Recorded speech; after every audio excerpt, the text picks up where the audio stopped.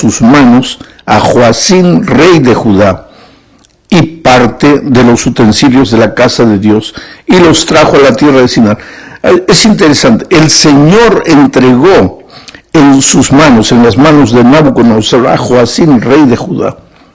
Quiere decir, la victoria de Nabucodonosor no fue solo por causa de su poderío militar, sino fue porque el Señor permitió, Dios entregó en sus manos a Joacín, rey de Judá. Si Dios no permite, nada sucede contra su voluntad. Ahora, la voluntad de Dios se manifiesta de dos maneras. O Él inspirando, cuando los seres humanos obedecen y siguen sus consejos. O Él permitiendo, cuando los seres humanos son rebeldes a los consejos divinos, hacen lo que quieren, entonces Dios permite las consecuencias de las decisiones equivocadas del hombre. Pero Dios nunca pierde el control, Él siempre está en el control de la vida y de las situaciones.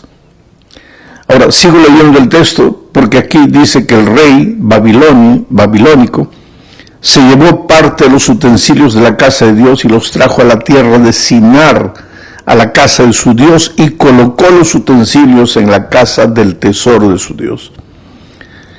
Sabes, mi amigo querido, Babilonia jamás podría haber derrotado a Judá si Dios no la hubiera entregado, dice el texto.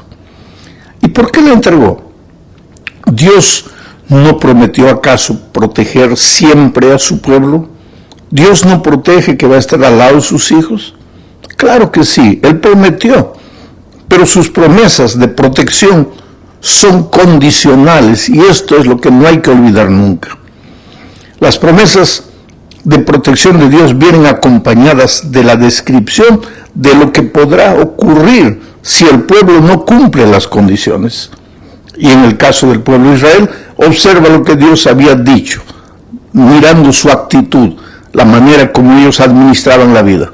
Voy a leer segundo libro de los Reyes, capítulo 21, versículos 12 y después del 14 al 16. Dice así: Por tanto, así ha dicho Jehová, el Dios de Israel: He aquí yo traigo tal mal sobre Jerusalén y sobre Judá, que al que lo oyere le reteñirán ambos oídos, y desampararé el resto de mi heredad, y lo entregaré en manos de sus enemigos, y serán para presa y despojo de todos sus adversarios. Por cuanto, aquí está la razón, por cuanto han hecho lo malo ante mis ojos, y me han provocado a ira desde el día que sus padres salieron de Egipto hasta hoy.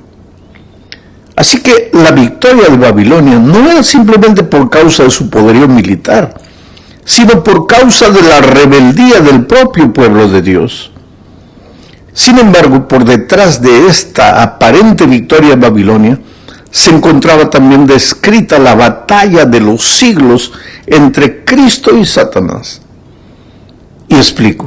En el cielo Lucifer se había rebelado contra Dios y había intentado arrebatarle el trono. Lucifer anhelaba la adoración y la obediencia para él, no para Dios. Se olvidó que era criatura y reclamó para sí atribuciones divinas. Mira lo que él dijo: subiré al cielo, en lo alto junto a las estrellas de Dios levantaré mi trono, y en el monte del testimonio me sentaré, sobre las alturas de las nubes subiré, y seré semejante al Altísimo. Pero infelizmente para él, Lucifer fue derrotado en el cielo, fue arrojado a la tierra, y no descansó en su intento de derrotar a Dios. Entró al corazón de los seres humanos y los llevó a rebelarse contra Dios. Después del diluvio, inspiró a los hombres a construir una torre tan alta como un desafío a la soberanía divina. Esa torre fue construida en el valle del Sinar, es la torre de Babel. Fue construida en el valle del Sinar. Ahora, en Daniel 1, texto que ya leímos, Babilonia derrota al pueblo de Dios, saquea el templo y lleva las cosas al valle del Sinar. ¿Te parece solo coincidencia? No. Es que la historia del peregrinaje, de la derrota del pueblo de de Judá y su peregrinaje hacia Babilonia es de cierta manera un símbolo de la historia de la entrada del pecado, la caída del ser humano y su peregrinaje en este mundo de miseria hasta que un día volvamos a la casa. Las historias que se encuentran en la Biblia, en el libro de Daniel especialmente, son historias profecías. Esta es la segunda parte del estudio. No dejan de ser historias de la vida real, claro, pero al mismo tiempo anuncian la manera como el diablo trata de destruir la vida de los hijos de Dios. La historia de Daniel y sus 3 compañeros es un ejemplo de lo que digo. Voy a leer comentando Daniel capítulo 1, versículos 3 al 5. Y dijo el rey a Aspenaz, jefe de sus eunucos, que trajese de los hijos de Israel, del linaje real de los príncipes, muchachos en quienes no hubiese tacha. O sea, el rey Nabucodonosor escogió lo mejor de lo mejor. Ahora, si tú te pones a pensar, cuando Dios exigía o pedía el sacrificio de sus hijos, el cordero que era traído para Dios debía ser sin mancha, sin tacha, sin defecto. Ahora, eso es lo que Dios pedía como sacrificio. Ahora el rey pide para él muchachos sin mancha, sin tacha, sin defecto. ¿Ves de alguna manera la figura del diablo aquí? Queriendo lo que Dios quiere. Dios quiere un sacrificio. Dice que presentemos nuestro cuerpo a Él como sacrificio santo, agradable, sin mancha, sin defecto. Ahora el diablo también quiere jóvenes sin mancha, sin defecto. Aquí hay una figura también del gran conflicto entre Cristo y Satanás. Voy a seguir leyendo. Dijo el rey Aspenaz, jefe de los eunucos, que trajese de los hijos de Israel, del linaje real de los príncipes, muchachos en quienes no hubiese tacha alguna, de buen parecer, enseñados en toda sabiduría, y sabios en ciencia y de buen entendimiento, e idóneos para estar en el palacio del rey. Estar en el palacio del rey simbolizaba estar al servicio del rey. Y eso es lo que el diablo quiere. Mientras Dios creó al ser humano, y el ser humano le debe a Dios adoración y obediencia, el diablo quiere el lugar de Dios. Y ahora hace de todo para traer para sí la adoración y la obediencia de los seres humanos. Y en estos jóvenes hebreos, ahí el diablo quiere que ellos estén en el palacio del rey, al servicio del rey, no más al servicio de su Dios, sino al servicio del rey. Y que les enseñase las letras y la lengua de los caldeos. Quiere decir, en el palacio del rey, trata de borrar de la mente de los jóvenes todo vestigio de Dios, de adaptar la mente de los jóvenes a la cultura de Babilonia. Ya dijimos en la primera lección que Babilonia y Jerusalén aparecen en la Biblia como 2 ciudades, una contra la otra. Mientras Jerusalén simboliza la ciudad de Dios, Babilonia simboliza la ciudad del mal. Están en Génesis y están en Apocalipsis. Y a lo largo de toda la Biblia, Babilonia siempre persiguió al pueblo de Dios. Babilonia simboliza las fuerzas del mal, tratando de subyugar a los hijos de Dios y colocarlos al servicio del rey de este mundo. Y sigo leyendo. Y les señaló el rey ración para cada día, de la provisión de la comida del rey. Ahora mucha gente dice, aquí toma este texto solo para hablar del aspecto de la comida vegetariana. Es mucho más profundo que simplemente eso. Claro que el cristiano debe alimentar su cuerpo como Dios quiere que el cuerpo sea alimentado, porque al final de cuentas el cuerpo es el templo del Espíritu Santo. No podemos colocar cosas dañinas que arruinen nuestra salud, porque hay que servir a Dios con nuestro cuerpo. Él quiere que nuestro cuerpo sea sacrificio perfecto para Él. Pero el problema de la comida del rey aquí era que la comida en esos tiempos, antes de ser ofrecida al rey, era ofrecida a los dioses babilónicos y después traída al rey.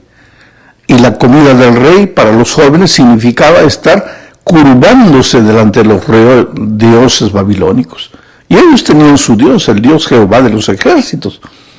Entonces vemos cómo el diablo insiste de una manera, de otra manera, a través de las letras, de la filosofía, de la costumbre, de la cultura, de la comida, trata de borrar de la mente de los jóvenes la idea de Dios y colocar la idea del rey de este mundo, porque quiere que estos muchachos queden al servicio del rey de este mundo.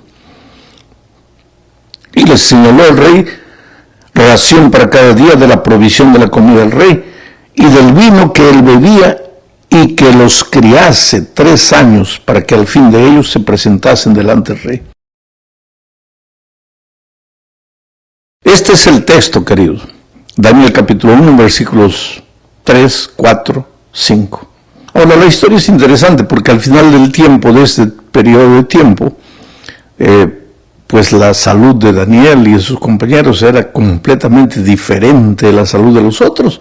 Estaban más sanos, más llenos de energía, de lucidez mental, y eran de lejos los más capaces en el reino. Pero este intento de querer cambiar la cabeza de los jóvenes no se quedó por allí, sino que les cambiaron también los nombres. Versículos 6 y 7, estamos en el capítulo 1 de Daniel, dicen: entre estos estaban Daniel, Ananías, Misael y Azarías de los hijos de Judá. A estos el jefe de los eunucos puso nombres. Puso a Daniel Belsasar, a Ananías Sadrac, a Misael Mesac y a Azarías Abednego. Sabes, mi amigo, al cambiar el nombre de los cautivos, en realidad los babilonios tenían la intención de ejercer autoridad sobre ellos y obligarnos a asimilar los valores y la cultura de Babilonia. Los nombres de estos muchachos, los nombres originales, se referían al Dios de Israel de alguna manera. Ahora son reemplazados por nombres que honran a deidades extranjeras. Por ejemplo, Daniel quería decir, Dios es mi juez. Ahora le ponen Belsasar, que quiere decir el príncipe de Bel. Bel era un dios pagano de los babilonios. Ananías quería decir amado del Señor Jehová. Ahora le colocan Sadrac, que quiere decir iluminado por el dios Sol. Misael significaba quién es como Dios. Ahora le colocan Mesac, que quiere decir quién es como Venus. Azarías quería decir el Señor es mi ayudador. Ahora le ponen Abednego, que quiere decir un siervo de Neo, otro dios pagano. ¿Te das cuenta? Se puede observar entonces que los babilonios tenían un propósito más elaborado en el cambio de nombres que la simple adaptación a la cultura. El cambiar de los nombres también perseguía el objetivo de que se olvidaran de su Dios, de Jerusalén, y abandonaran todo motivo para tener esperanza. De tener nombres gloriosos y exaltados, pasaban ahora a tener nombres de siervos que debían servir bajo la tutela de los ídolos. La intención era inculcar en la mente la servidumbre, la adoración a los dioses paganos. Ahora, si traes la historia para nuestros días, vamos a ver que hoy la juventud no está yendo a Babilonia para servir, pero se está metiendo a Babilonia, no llevado como cautivo de guerra, sino pues entramos, tenemos que vivir en este mundo, Babilonia, tenemos que ir a las universidades, a las escuelas, a los colegios. Por eso la necesidad de educar a nuestros jóvenes en la educación adventista, que prepara a los seres humanos no solo para esta tierra, sino para la vida eterna. Pero tenemos que enviar a nuestros jóvenes al mundo, a las calles de estas grandes ciudades. ¿Y qué pasa ahí? Ahí pues la mano invisible del diablo trata de cambiarles el carácter, la mente, la cultura. Entonces ellos vienen a la iglesia el sábado, están 7 días afuera, vienen el sábado a la iglesia, trayendo toda la cultura. Y entonces ellos quieren traer la cultura de afuera a la iglesia. Y creen muchas veces que la iglesia está atrasada porque no se adapta a la cultura de Babilonia que está afuera. Esa es la realidad que estamos viviendo. Y es un peligro, tenemos que pedirle a Dios que nos dé sabiduría, porque el radicalismo, la intransigencia de nosotros como líderes tampoco resuelve nada. Tenemos que llevar a la juventud a vivir una experiencia de amor con Cristo, que afuera sean capaces de vivir los eternos principios, no por la presión humana, sino por la presión interior que viene del Espíritu, porque ellos han llegado a descubrir una experiencia bonita, personal con Cristo. Vamos a la tercera parte de este estudio. El texto clave es Daniel 1:8, en esta tercera parte. Leo. Y Daniel propuso en su corazón. Aquí está la clave. Daniel propuso en su corazón. No es un asunto de presión, no es que te voy a disciplinar, ni que te voy a quitar el cargo, sino llevar al joven a vivir la religión, el evangelio, el cristianismo, pero dentro, en el corazón, porque Daniel propuso en su corazón. ¿Y qué propuso? No contaminarse con la porción de la comida del rey, ni con el vino que él bebía. Pidió, por tanto, al jefe de los eunucos que no se le obligase a contaminarse. Oh, querido, este es el secreto. Nosotros como iglesia tenemos que llevar con el instrumento del amor a vivir, a los jóvenes a vivir una experiencia de amor con Cristo, de tal manera que ellos se propongan en el corazón. Y no importa si los estamos vigilando, si el papá lo vigila, si el pastor lo vigila, si el anciano de la iglesia lo vigila, no importa la vigilancia humana, importa que ellos se han propuesto en el corazón servir a Dios, ser fieles a Él hasta el fin, venga lo que venga. Tendrán que ir a Babilonia porque vivimos en esta Babilonia del mundo. Tendrán que estudiar en las universidades, trabajar en las empresas de este mundo, caminar por las calles de este mundo, pero se han propuesto en el corazón no contaminarse y no traer el veneno de afuera para la iglesia. Pero ese es un asunto que el joven tiene que hacerlo en su corazón cuando los líderes sabemos llevarlos a vivir una experiencia de amor con Cristo. En la cuarta parte veremos que los jóvenes hebreos fueron sometidos a una terrible prueba, pero salieron victoriosos.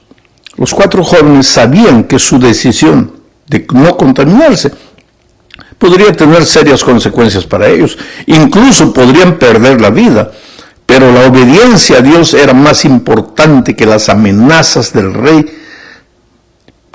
Nadie podría amedrentarlos porque ellos tenían una experiencia viva en el corazón. Al tomar esta decisión, los jóvenes no obraron presuntuosamente, sino que confiaron por completo en Dios. Si hubieran transigido con el mal, el ceder a la presión del enemigo, habría debilitado su sentido de lo que es correcto.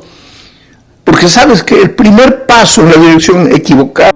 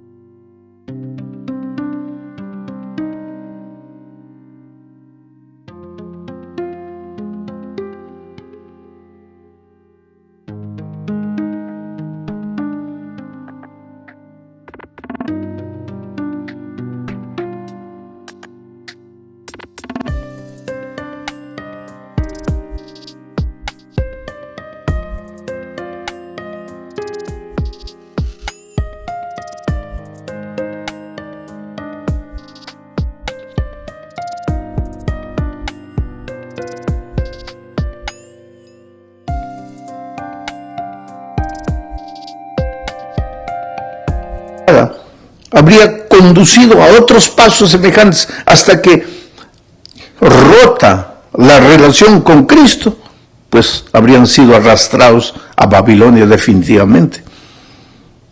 A veces nosotros con frecuencia consideramos las pruebas y las tentaciones como cosas terribles, pero Dios usa el dolor, la presión de afuera, las dificultades que encuentras en las universidades, en el trabajo, en fin, por causa de tu fidelidad a Dios.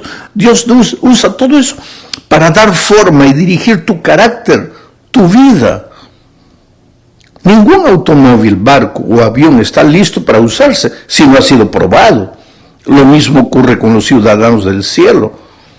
Gálatas 2:20 dice, la mejor manera de salir victoriosos en medio de las pruebas. Con Cristo estoy juntamente crucificado. Aquí se trata de una experiencia personal de amor con Cristo. Ya no vivo yo, ahora Cristo vive en mí. Lo que ahora vivo en la carne, lo vivo en la fe del Hijo de Dios.